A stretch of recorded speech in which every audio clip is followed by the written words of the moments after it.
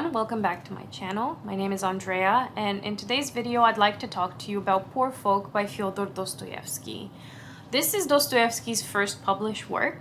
It came out in Russia in 1846 in January. He had been working on this between 44 and 45 for about 9 months, but it hadn't been published in the English language until 1894. So that's 48 years later since its initial publication. I think it had been serialized in German in 47, but it wasn't like a widely read Dostoyevsky at its time, but it was widely read in Russia.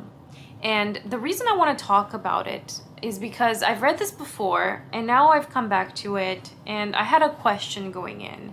What was it about this particular book that made renowned and respected critic of the time, Belinsky, exclaim, "We have a new Gogol," and put Fyodor Dostoyevsky on the literary map as a respected writer?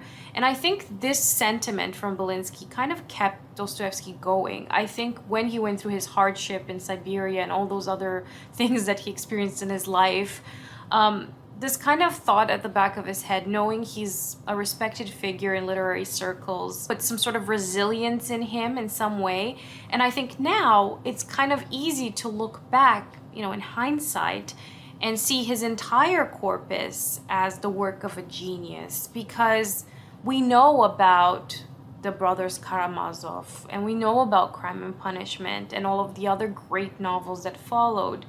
But imagine coming to Dostoyevsky's work blind, not knowing any of this, and this is the first work you encounter.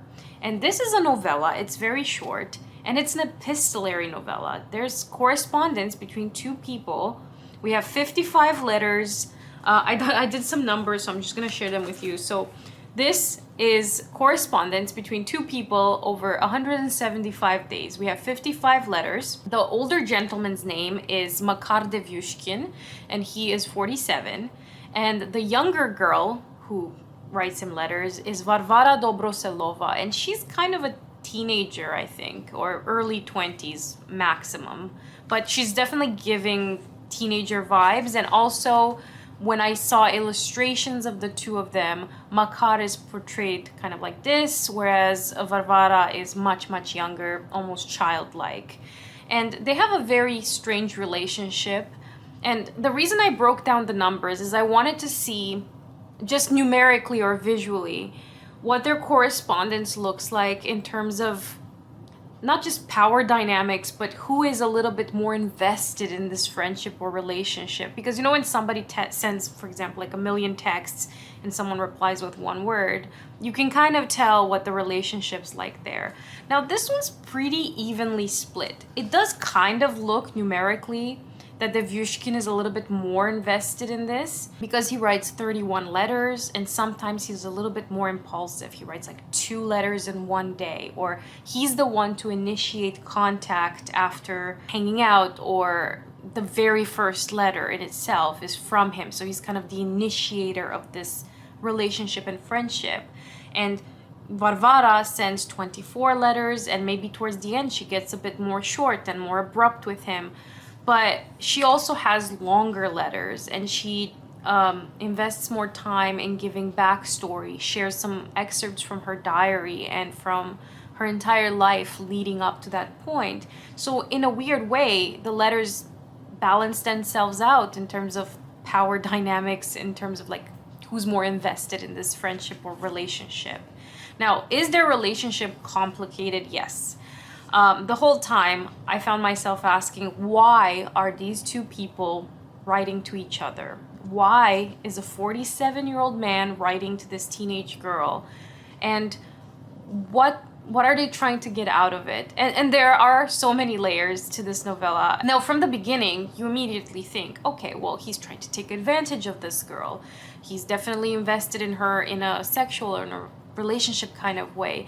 But almost from the second or third letter, Devyushkin tells her, I look at you as a father does a daughter. I want to care for you and protect you, but I am not interested in you that way. He also refuses to meet her face to face several times because of how it would look in the community. Now, why is this book called Poor Folk? Well, both characters are incredibly poor, and they live across from each other. So you kind of do wonder, why don't they hang out more? You know, she lives with this landlord person, and she's been through a lot of abuse in her life, and she's experienced a lot of things. She was almost married to this young man who died tragically. She's witnessed some horrors. Her father was abusive.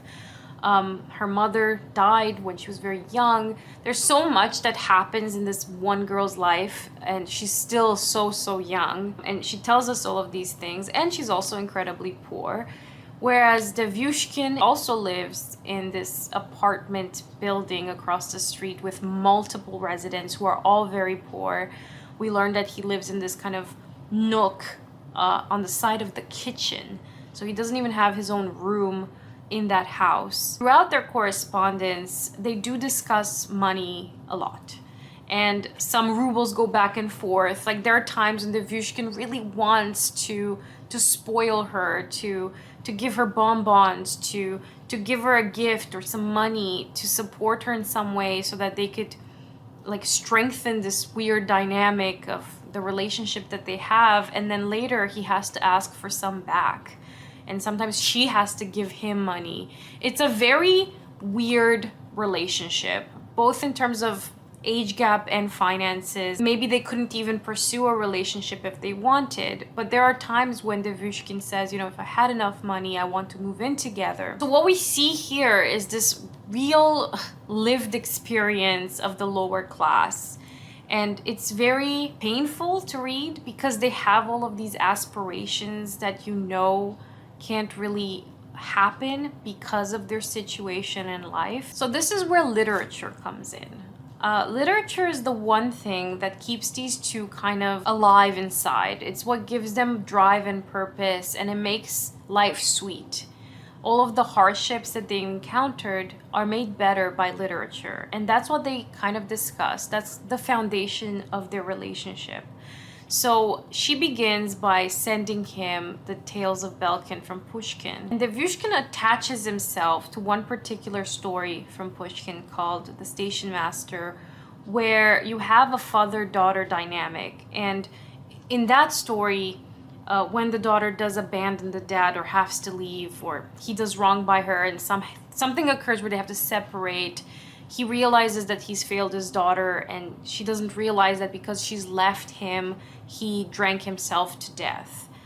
And Devyushkin latches on to this story and projects it onto their relationship a lot.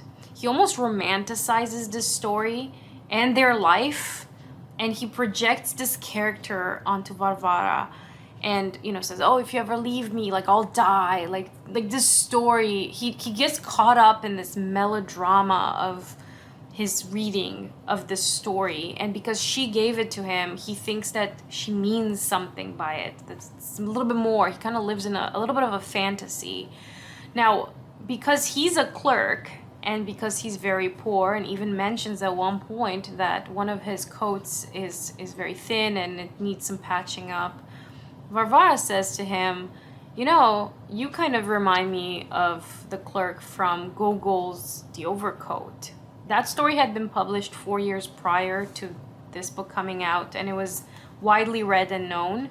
And already the character from that book, Akaky Akakyevich Bashmashkin, became very famous because he was kind of this prototype for a very abused sort of clerk figure who kind of accepted his situation in many ways. He was very resigned, and he didn't hate the sort of monotony and bureaucracy of his daily job. He just kind of did it day in and day out. And his raggedy coat is kind of always mocked by his coworkers. So he eventually makes a goal to save up for a new coat. And then this new coat brings with it praise, you know. Material gain obtains him humanity in that story. But a lot more happens to him. People steal from him. Eventually, when he dies, he haunts the man who did him wrong until he steals that man's coat too. He kind of becomes a spectral figure and a ghost of this worker figure in Russia. So when Varvara tells Devyushkin in Poor Folk that he kind of reminds her of that clerk, Devyushkin becomes immediately upset. He's offended because he sees Bashmashkin as a failure. He says, I'm nothing like him. That man was okay clocking in and clocking out. He was okay being a clerk. He had no aspirations. He sees himself better than the character from The Overcoat because he's an aspiring writer. He sees himself as having a rich inner life, which Bashmashkin did not have in Gogol's story. And he kind of really gets defensive when Varvara kind of tries to attach his character. And in a weird way, they both project onto each other a fictional story. Him with the Pushkin story and her with the Gogol story. And yet they both kind of reject that portrayal. So Varvara, in turn, is a lot more practical. She's a lot more matter of fact, and she kind of accepts her situation several times. So for example, when he talks about his overcoat, she's like, just give it to me, I'll mend it, what's the problem? Or just come over, if you want to hang out, just come hang out. And he was like, no, I care about public perception and what other people think. And see, me worrying about my public perception makes me so much more different than Bashmashkin from The Overcoat. There's a lot of like little interactions that give us a glimpse into their psychology a little bit. Now, where things become a little bit more complicated is this sort of abusive man appears in Varvara's life. And we know that he's abusive and slightly older. There might be even hints that she has lost her dignity to him, either by force or indirectly. I don't really understand the complexities of that dynamic, but that man proposes to her and she accepts. And by marrying him, she does become wealthier. And she kind of resigned herself to accept this situation because, you know, she's a young woman and this is what has to happen for her to make it in society or just in life. She needs to marry for some sort of financial stability. And this kind of destroys Makar Devyushkin because he was really hoping that one day the two of them could live together, even though he's repeatedly told her that nothing can ever happen between the two of them. He kind of liked living in this fantasy, whereas she was very practical about it. But the moment she decides to marry this man, she also rejects literature. She starts to say that she doesn't want to read anymore, she doesn't like books anymore, literature is kind of dead to her. And of course, this breaks Devyushkin's heart. I interpreted this as, you know, because she's accepted this very harsh reality about her real life, reading something romantic or literary might actually be kind of heartbreaking for her because she can't attach these idealized notions of life or relationships between people the way she reads into literature when her real life has to take this very practical approach. I think reading would arouse some optimism or sentimentality in her. I wrote down in my notes, Delulu, which is kind of what Makar is in many ways. At the end of their interaction, Devyushkin says, you know, oh, now that you've left me, I'm definitely gonna die like that character from Pushkin, and then you'll cry and be sorry. Now, I thought about the sort of financial dynamic as well in terms of, did she leave him because he's poor? Get 2/3 into the book, Devyushkin also gets some better financial standing. He gets a little bit of luck, you know, his boss gives him some money and he's better off and he could provide for Varvara. So it makes you wonder, if she knows all this, why did she choose to go with the slightly more abusive man than this guy? And that's why I feel like their relationship was never romantic. And it's just bizarre because there are sentences and hints at Makar flirting with her or suggesting that he wants to take care of her in a way that's more than just fatherly.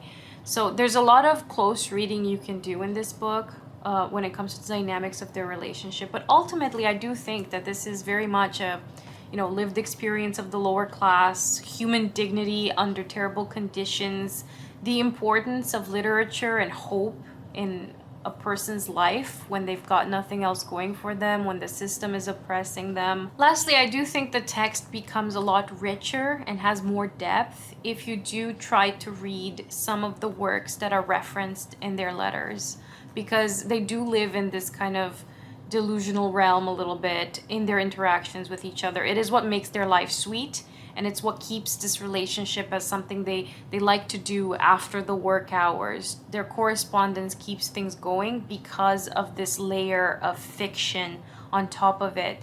And I think you should read the Pushkin story and the Gogol story and some of the other texts that they reference throughout the book, because it does add a lot of layers and depth to it. And I don't know personally how well read the Overcoat was by 1846 in Russia. Maybe it was a giant success already, but it had only been out for about 4 years.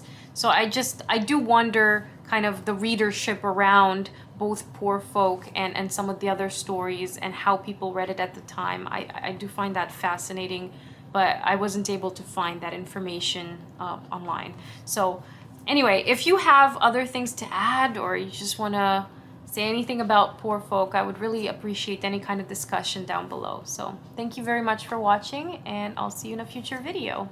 Bye!